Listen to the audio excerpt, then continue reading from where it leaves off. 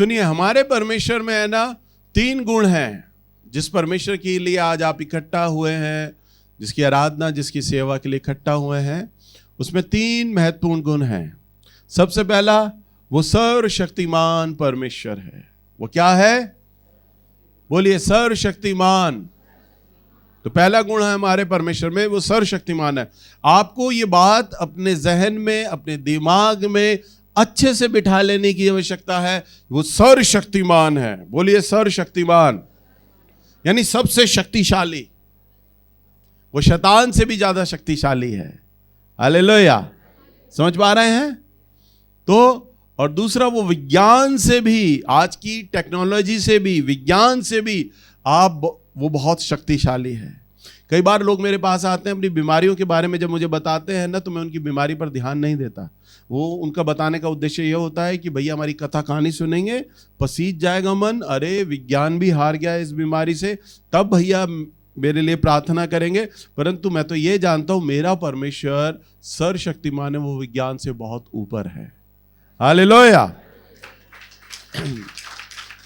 सो हमारा परमेश्वर सर्वशक्तिमान परमेश्वर है। और दूसरा हमारे परमेश्वर में गुण है सर्वज्ञानी। बोलिए, सर्वज्ञानी। तो सर्वज्ञानी का मतलब हर प्रकार का ज्ञान परमेश्वर के पास है, हर प्रकार का ज्ञान।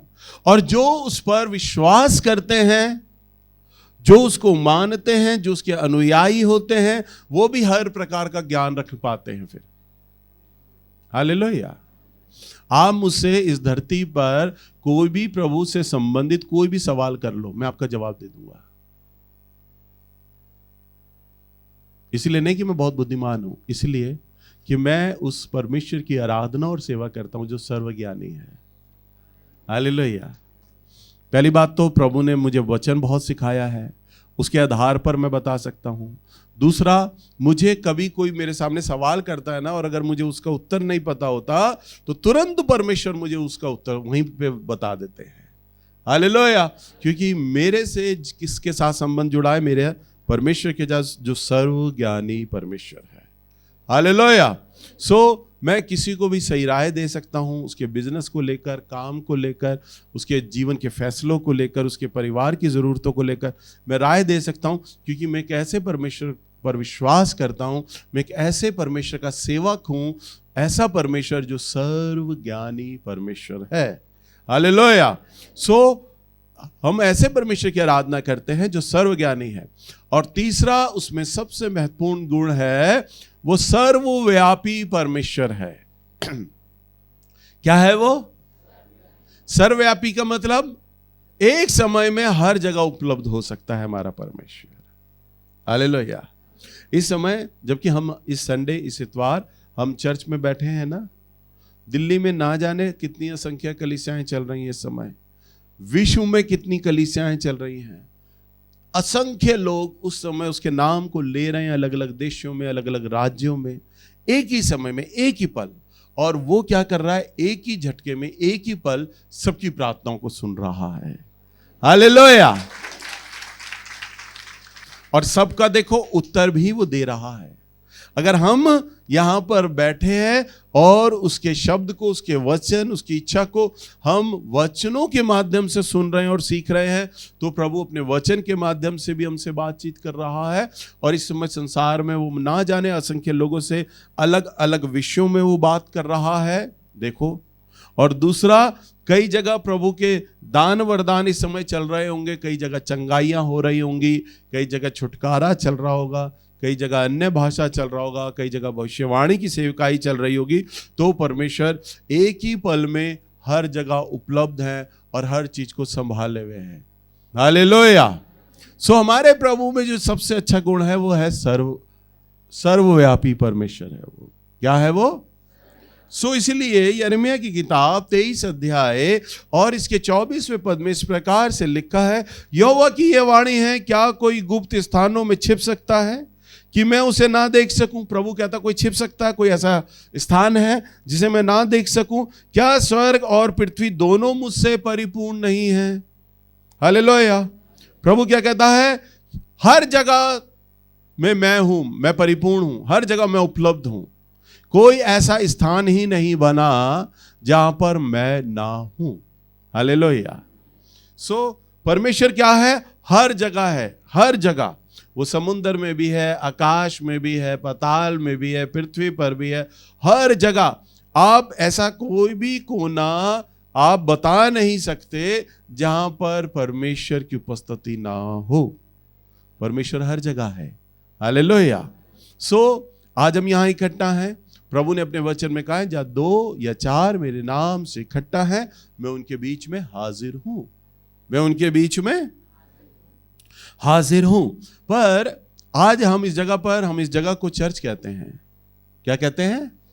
पर अगर आप लोगों ने बाहरी दूसरी चर्च देखे होंगे तो उनकी तरह चर्च है, ये हमारा चर्च नहीं है। बहुत लंबी गोल गुंबद ऊंचा बनाया जाता है और फिर एक उस छत पर, ऊंचे मीनार पर बहुत लंबा क्रूस बनाया जाता है। और फिर अंदर आओ तो अंदर भी बड़ी बड़ी क्रॉसें होती हैं, स्टैच्यू होते हैं, जीसस का फोटो होता है, बेंचेस होते हैं, उसे हम चर्च कहते हैं। परंतु यहां पर तो आपको ना बाहर चर्च का बोर्ड है, ना क्रॉस है, परंतु ये चर्च है। हालेलुया। परंतु ये चर्च कैसे है? क्योंकि प्रभु ने कहा, जहां 2 या 3 मेरे नाम से इकट्ठा है। हालेलुया। अब वो जो चर्च है, वो चर्च तो संडे के दिन खुलता है, मंडे टू सैटरडे बंद रहता है, ताला लग जाता है। अब आप विचार करें, मंडे टू सैटरडे ताला लग गया तो क्या परमेश्वर बंद हो गया? बंद हो सकता है? नहीं, वो तो सर्वव्यापी है। अब देखिए, ये हमने एक जगह तैयार की है, ये एक हॉल बनाया है और इस हॉल में बैठकर हम प्रभु की आराधना करते हैं और उसकी सेवकाई करते हैं। सो जब हम यहाँ इकट्ठा होते हैं ना, तो परमेश्वर देखते हैं मेरे नाम से यहाँ आ गए हैं ना, तो वह भी आ जाता है, क्योंकि वो सर्वव्यापी परमेश्वर है। और जहाँ वो आ जाता है ना, तो वहीं पर अपने आप चर्च और मंदिर अपने आप लग जाता है। हालेलुया। आप समझ रहे हैं ना? अगर हम पुश्ते या रोड पे भी जाए ना और वहां दरी बिछाकर बैठ जाए तो वो भी चर्च हो जाएगा। हालेलुया। क्योंकि वो उसके नाम से जगह हमने नियुक्त कर दी है। अब ये जगह किसी और काम के लिए इस्तेमाल नहीं होती है, ये जगह तो सिर्फ परमेश्वर की सेवा के लिए इस्तेमाल होती है। सो ये चर्च है। क्रॉस लगा देने से चर्च नहीं बन जाता, बेंच बिछा देने से चर्च नहीं बन जाता, गोल गुंबद लगाने से चर्च नहीं बन जाता। चर्च तो होता है जहां उसके विश्वासी लोग इकट्ठा हों, उसके मानने वाले लोग इकट्ठा हों, उनके बीच में वो अपनी प्रतिज्ञा अनुसार हाजिर हो जाता है। हालेलुया। सो वो वहां इकट्ठा है, वो हमारे बीच में है, तो वो क्या है? स्थान चर्च है। आप समझ पा रहे हैं? सो परमेश्वर कहता है ऐसा कोई स्थान नहीं बना जहां पे मैं ना हूं। परंतु देखिए, सुनिए, शैतान के अंदर यह ताकत नहीं होती। शैतान तो एक समय में एक ही जगह उपस्थित हो पाता है, एक ही जगह एक टाइम में आएगा। हम देखते हैं परमेश्वर का वचन, निकालिए याकूब की किताब नए नियम में से 4 अध्याय और इसका 7वां पद। इसीलिए परमेश्वर के अधीन हो जाओ और शैतान का सामना करो, तो वह तुम्हारे सामने से भाग निकलेगा। हाँ, प्रभु का वचन क्या कहता है? शैतान का सामना करो तो तुम्हारे सामने से क्या करेगा? वो भाग जाएगा। परमेश्वर के अधीन हो जाओ। वचन में क्या लिखा है? परमेश्वर के। अब शैतान को आपने कैसे भगाना है? परमेश्वर के क्या होना आपको? क्योंकि वो सर्वशक्तिमान परमेश्वर है। अगर आपके साथ कमिश्नर आकर खड़ा हो जाए तो चोर उचक्का आपके आसपास खड़ा हो पाएगा? जेब कतरा खड़ा हो पाएगा? कोई खूनी खच्चर खड़ा हो पाएगा? उसको पता, अरे कमिश्नर है। समझ रहे हैं?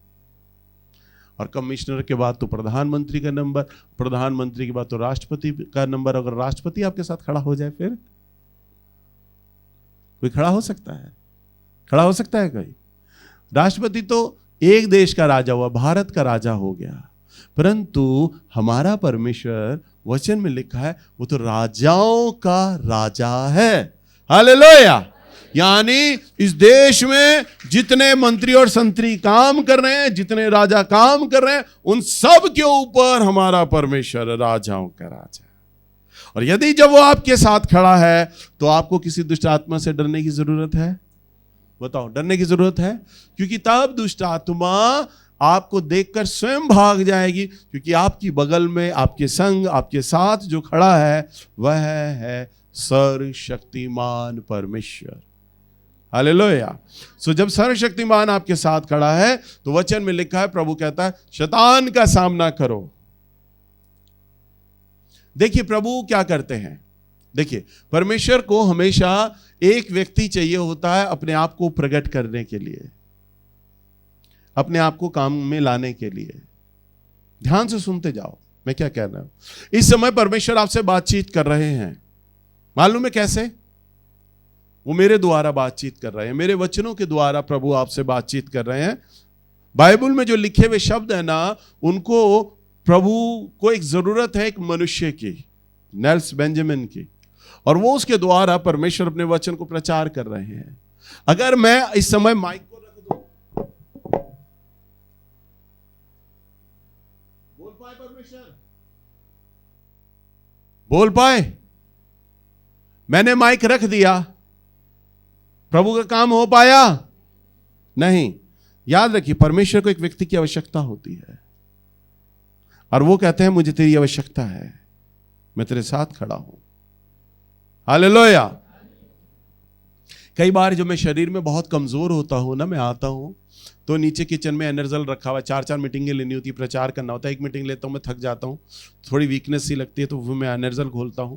परंतु जब मैं आता हूं ना, कई बार मेरा बीपी लो होता है, जब मैं आता हूं ना और मुझे लगता है मन ही मन में मुझे किसी और को संदेश दे देना चाहिए, मैं यहाँ बैठा होता हूँ। कई बार मेरे मन में कल्पना होती है मैं ऊंची वाली कुर्सी बना लूँ, अगर कभी मुझे चक्कर आए तो मैं बैठे बैठे प्रचार कर दूँ। परंतु जब मैं आता हूँ ना यहाँ पर, और जैसे ही अंतिम आराधना हो रही होती है और जब मुझे वचन के लिए खड़ा होना होता है ना, परमेश्वर आ जाते हैं मेरे पास और सारा बीपी हाई लो दूर हो जाता है। हालेलुया। क्योंकि मालूम है उस समय परमेश्वर को आवश्यकता है नेल्स की, और नेल्स को आवश्यकता है परमेश्वर की। परमेश्वर मेरा पार्टनर बन जाता है और मैं परमेश्वर का पार्टनर बन जाता हूं। हम दोनों एक दूसरे के साथी बन जाते हैं और परमेश्वर मेरी सारी कमजोरियों को दूर कर देते हैं।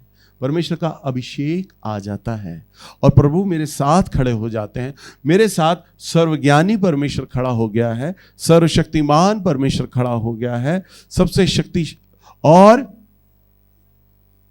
सर्वशक्तिमान परमेश्वर मेरे साथ खड़ा हो गया है। अब उसमें तीनों गुण है, वो मेरे साथ खड़ा है। अब तो मैं कमजोर पड़ ही नहीं सकता। और जब मैं प्रचार करने लग जाता हूं तब वो मेरे संग संग होकर बोलने लग जाता है। हालेलुया। आप समझ रहे हैं ना? समझ रहे हैं? अगर मैं खड़ा ही नहीं हूं, जैसे अभी मैंने माइक रख दिया, तो परमेश्वर बोल ही नहीं सकता।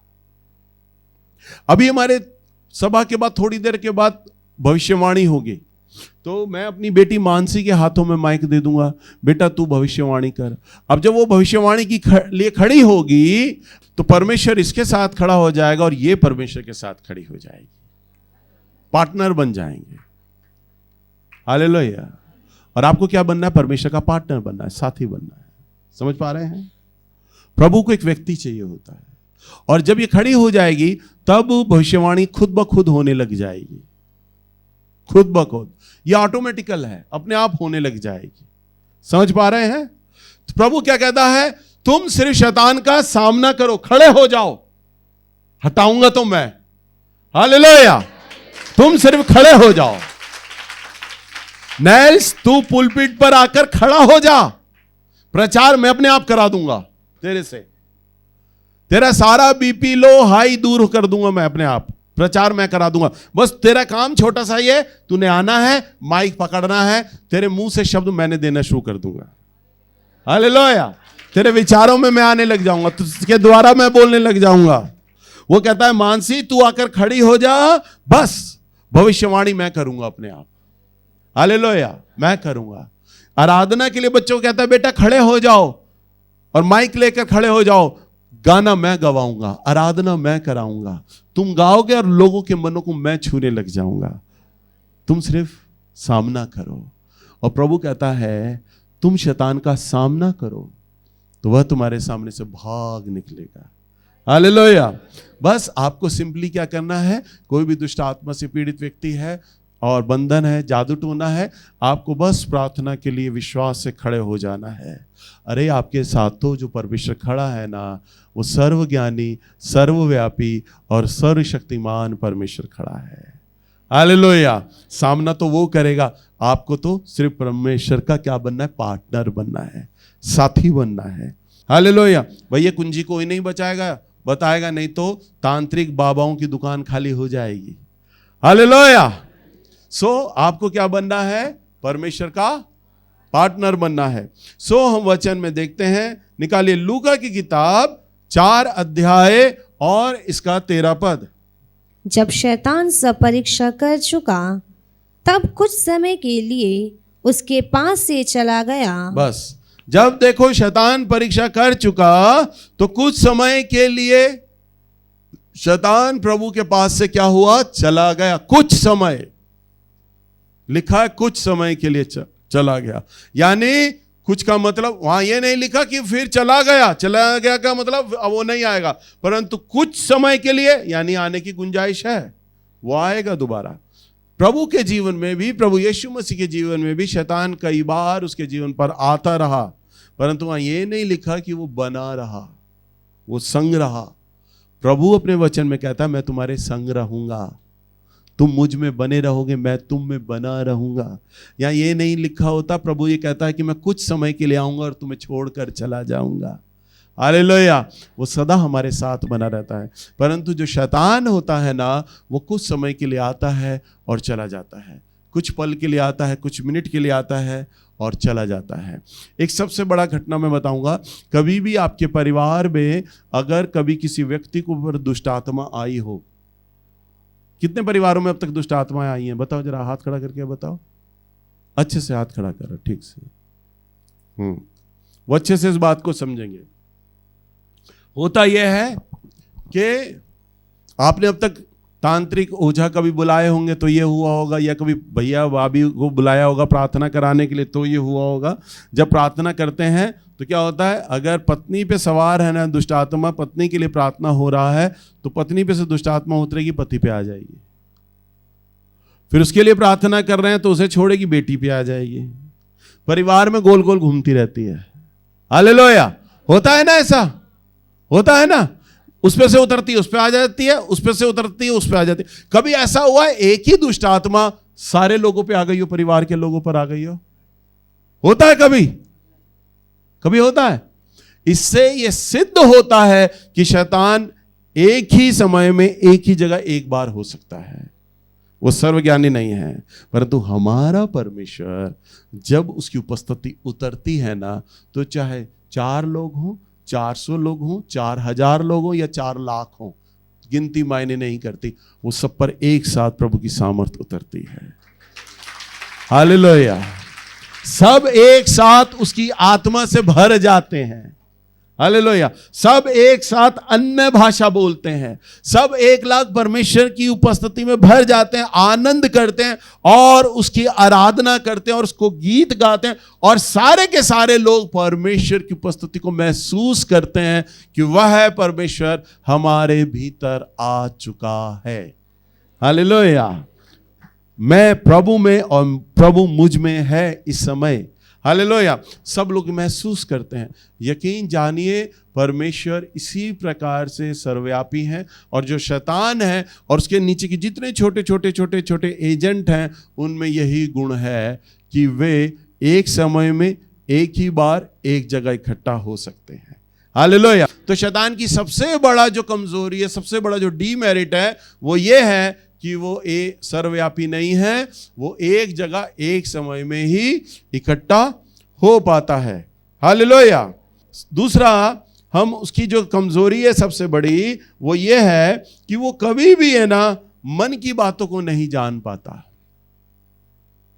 शैतान मन की बातों को नहीं जानता है, दूसरी सबसे बड़ी कमजोरी है। निकालिए परमेश्वर का वचन। पहला राजा की किताब पुराने नियम से 8 अध्याय और इसका 39वां पद। तू तो अपने स्वर्गीय निवास स्थान में से सुनकर क्षमा करना और ऐसा करना कि एक एक के मन को जानकर उसकी समस्त चाल के अनुसार उसको फल देना। तू ही तो सब मनुष्य के मनों के भेदों का जानने वाला है। यहाँ लिखा है तू अपने स्वर्गीय निवास स्थानों में से सुनकर क्षमा करना और ऐसा करना कि एक एक के मन को जानकर, क्या लिखा है कि एक एक के मन को जानकर उसकी समस्त चाल के अनुसार उसको फल दे। तू ही तो सब आदमियों के मन के भेदों को जानने वाला परमेश्वर है। हालेलुया। क्या लिखा है? तू तो सब आदमियों के मन के भेदों को जानने वाला क्या है? परमेश्वर है। हम दूसरा एक और वचन देखेंगे नए नियम से, यूहन्ना की किताब 2 अध्याय और इसका 25वां पद। और उसे आवश्यकता ना थी, और उसे ये आवश्यकता ना थी कि मनुष्य के विषय में कोई गवाही दे, क्योंकि वह आप ही जानता था कि मनुष्य के मन में क्या है। उसे आवश्यकता नहीं थी कि कोई मनुष्य गवाही दे उसके बारे में, परंतु वो तो आप जानता था कि मनुष्य के मन में क्या है। हालेलुया। इसका अर्थ है परमेश्वर तो जान लेता है, प्रभु यीशु मसीह जान लेते हैं सामने वाले के मन की बात।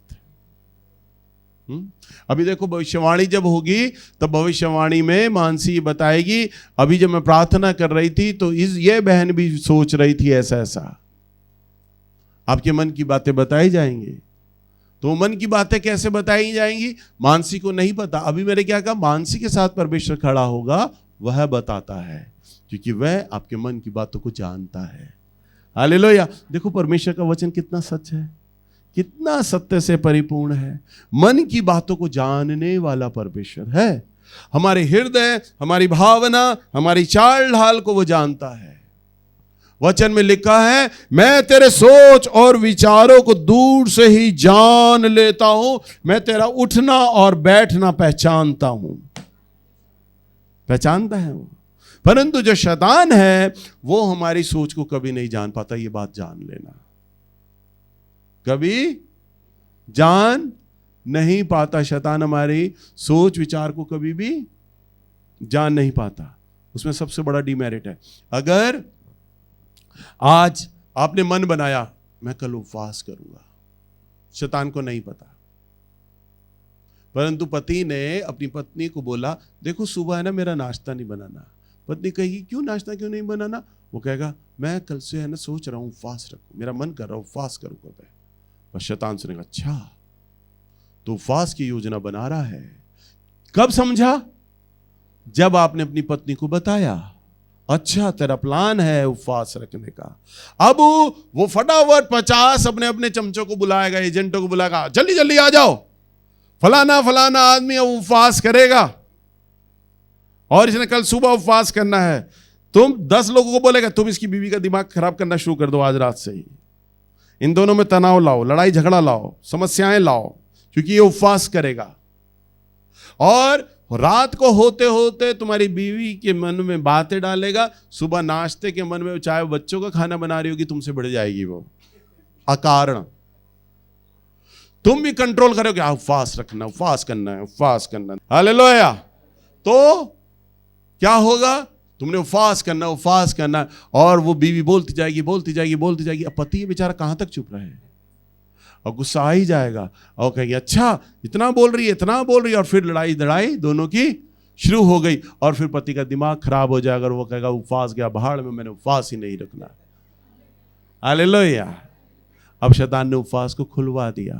परंतु ध्यान से सुनो, कभी भी आपके जीवन में ऐसा हो तो शैतान की ये चाल को जान लेना कि वो मेरे उपवास को रोक रहा है कि मैं उपवास को ना रखूं। हालेलुया। देखो कई बार मैंने कई परिवारों में सलाह दी है कि आप लोग है ना अपने परिवार में पारिवारिक प्रार्थना क्या करो। आप सब लोग भी अपने परिवार में पारिवारिक प्रार्थना क्या करो। परिवार में जितने लोग भी विश्वास करते हैं प्रभु में, जितनी पत्नियां विश्वास करती हैं, अगर पति नहीं करते तो कोई बात नहीं। एक बार एक पति पत्नी में झगड़ा हुआ, पति ने पत्नी को चटका दिया और मेरे पास रोती हुई आई और उसने कहा कि भैया मेरे पति ने मुझे बड़ा मारा और मैं चर्च नहीं आ पाऊंगी। मैंने कहा क्यों नहीं आ पाएगी? कह रहे आपने बोला था ना कि पति पत्नी के बीच में जो शैतान है वो विचार देता है और वो इस्तेमाल कर लेता है ऐसे ऐसे और झगड़ा कराता है। मैंने कहा हाँ बोला था। कह रहा मेरा पति जब मुझे बोल रहा था ना, मैंने उसे बोल दिया तुम्हारे अंदर शैतान है। कह रहा अच्छा, चर्च में ये सीख के आती पति के लिए मेरे में शैतान है, और लिया डंडा मारा अच्छे से। हालेलुया। अरे ये तो शिक्षा, ये कहने की बात थोड़ी ना है कि आप जाके बक दो। हालेलुया। तो अब ऐसे में पति चटकाएगा नहीं तो क्या करेगा? तो उसने उसको बोल दिया। अब आप ध्यान से सुनो, आप सुन रहे हो, शैतान इस्तेमाल करता, ये नहीं बोलना शैतान तेरे अंदर है, ये नहीं बोलना, ये गलत शब्द होगा। कहीं पता चले अगले हफ्ते भी एक नई गवाही मेरे आगे खड़ी हो जाए। और शैतान इस्तेमाल करता, परंतु ये नहीं होता कि वो अंदर नहीं घुस जाता, शरीर में घुस नहीं जाता, वो विचार देता है और वो सबको विचार देता है। यहाँ जितने भी लोग हैं सबको विचार देता है। ऐसा कोई व्यक्ति नहीं शैतान जिसे विचार ना देता हो, तो आप दूध के धुले हुए नहीं हैं। आप ये नहीं कह सकते शैतान तुझे विचार दे रहा, मुझे तो देता ही नहीं है। वो सबको देता है। ध्यान से सुनो, अब शैतान तो आपको विचार दे रहा है कि आप उपवास खोलें, परंतु ये आपकी बुद्धिमानी है। नहीं, मैं इस समय मैंने प्रभु से वाचा बांधी है, मैंने उपवास करना है, घर में चाहे कितना ही झगड़ा हो। मुझे मालूम है शैतान मेरी पत्नी को बरगला रहा है और उसे गुस्सा करा रहा है ताकि हमारे बीच में झगड़े हों, तो भी आपने क्या करना है? उपवास रखना है, बुद्धिमानी से काम लेना है, गुस्सा नहीं करना। हालेलुया। रात के समय जितने भी परिवार के लोग यहां आते हैं, विश्वास करते हैं ना प्रभु में, चाहे कई बहनें आकर मुझे बोलती है भैया हमारा पति बहुत शराब पीता है। मैं कहता हूं आपके परिवार में से कितने लोग विश्वास करते हैं? कहते भैया मैं और मेरी बेटी, 2 लड़के हैं, वो नशा पत्ता करते हैं, पति है वो दारू पीता, और कोई विश्वास नहीं करता। अरे तो जो आप और आपकी 2 बेटी है ना, यानी परिवार में जितने लोग हो, आप रात के समय सोने से पहले कुछ 5-10 मिनट पहले परिवार की जरूरतों के लिए प्रार्थना करना शुरू कर दो। हालेलुया। समझ पा रहे हैं आप? जब आप प्रार्थना करना शुरू कर देंगे ना, आप और आपके वो लोग जो प्रभु पे विश्वास करते हैं, रोज प्रतिदिन एक मन होकर प्रार्थना करने लग जाएंगे ना। प्रभु ने कहा है जब पृथ्वी पर 2 या 3 जन मेरे एक मन होकर मुझसे कुछ मांगेंगे, मैं उनके लिए वो करूंगा।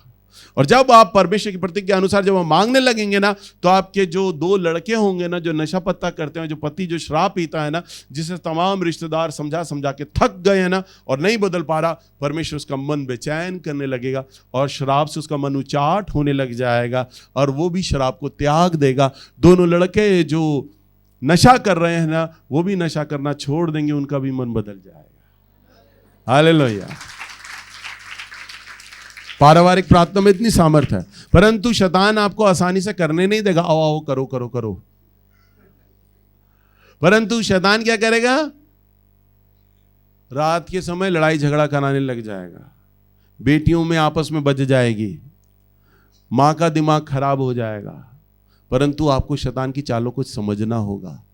नहीं, वो नहीं हमें रोक रहा है ताकि हम परिवार की प्रार्थना ना कर पाए, परंतु हमें शैतान की चालों को नाश करना है, समझना है, गुस्से पर काबू पाना है, भावनाओं को कंट्रोल करना है और प्रार्थना करना है। और जब आप प्रार्थना करने लगेंगे ना, तो शैतान हार जाएगा।